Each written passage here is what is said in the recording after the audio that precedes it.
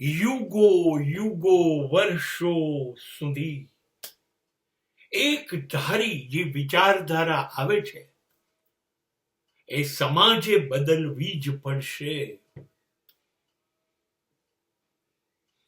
આગળ જેમ આપણને શીખવાડવામાં આવ્યું એ બધું સાચું છે કે ખોટું, એવો પ્રશ્ન આપણે કોઈને કર્યો તો નહીં, પણ આપણા મનમાં પણ ના થાય. આગળના માણસોએ, વડીલોએ, સમાજે, પુસ્તકોએ, સ્કૂલોએ, કોલેજોએ શીખવાડ્યું, જ્ઞાન આપ્યું, કોઈને નફરત ના કરો, પ્રેમ કરો. નફરત બહુ હલકટ વસ્તુ છે, પ્રેમ શ્રેષ્ઠ વસ્તુ છે. આપણે આ દ્રષ્ટિએ વિચારવું જ નથી, આપણે વિચાર્યું પણ નથી, અને આપણે દરેક જણ જોડે પ્રેમ કરવો એ વાતને કબૂલી લીધી. હું તમને ખાતરીપૂર્વક કહું કે જે લોકોએ પ્રેમ કર્યા છે એ બધા નિરાશ થયા છે. નિષ્ફળ ગયા છે એમ નથી કહેતો, નિરાશ થયા છે.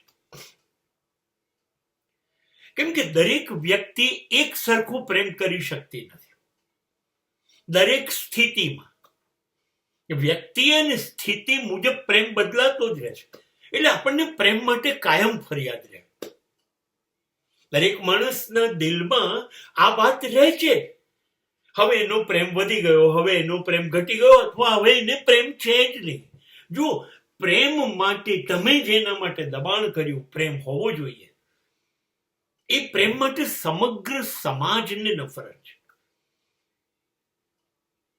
અને હવે હું તમને એક વાત કરું, આ પ્રેમ નામનો શબ્દ છે ને, એને લોકોને પુષ્કળ છેતર્યા છે, અને આપણને છેતરાવવું ગમે છે, સતત છેતરાતા આવીએ છે.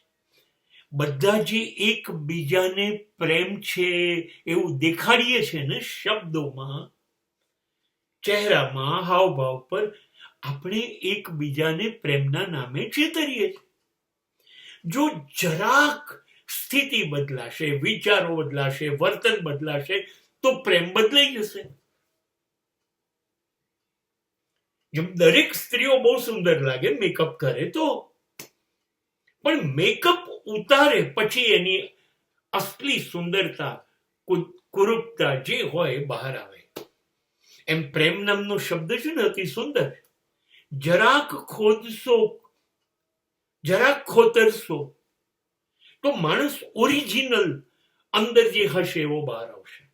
એ પ્રેમ નહીં હોય. પ્રેમના નામે કશુંક હશે. કેમ કે આપણે પ્રેમ એટલે વેપાર બનાવી દીધો છે, સામસામે લેવડ દેવડની વાત. પ્રેમીઓ એકબીજાને ભૂલી જાય છે. જો જીવનમાં કેટલા બધા પ્રેમીઓ વારંવાર બદલાય છે.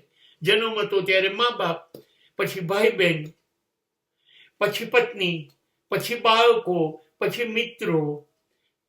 પ્રેમ સતત બદલાતો જાય છે, પાત્ર બદલતો જાય છે. મને જે ગમે છે એ શબ્દ છે નફરત, જે ક્યારેય બદલાતી નથી. નફરત હંમેશા વધતી જાય, ઘટે નહીં. જેમ સમય જાય એમ નફરત વધે. તમે પ્રેમીઓના નામ ભૂલી શકો, પણ જેને ધિક્કારો છો, જેને નફરત કરો છો, એનું નામ ભૂલી નહીં શકો મરતા સુધી. તો જીવનમાં વફાદાર કોણ રહ્યું, પ્રેમ કે નફરત? જેને પહેલા દિવસથી નફરત કરીએ છીએ એની જોડે કોઈ સમાધાન નથી કરતા, બસ એનું નામ જ આપણા લિસ્ટમાંથી કાઢી કાઢ્યું. તો મને તો એવું લાગ્યું કે સમાજે ગંભીરતાથી વિચારવું જોઈએ કે નફરત ક્યારેય બદલાતી નથી મૃત્યુ સુધી, અને પ્રેમ મૃત્યુ સુધી સતત બદલાયા કરે છે.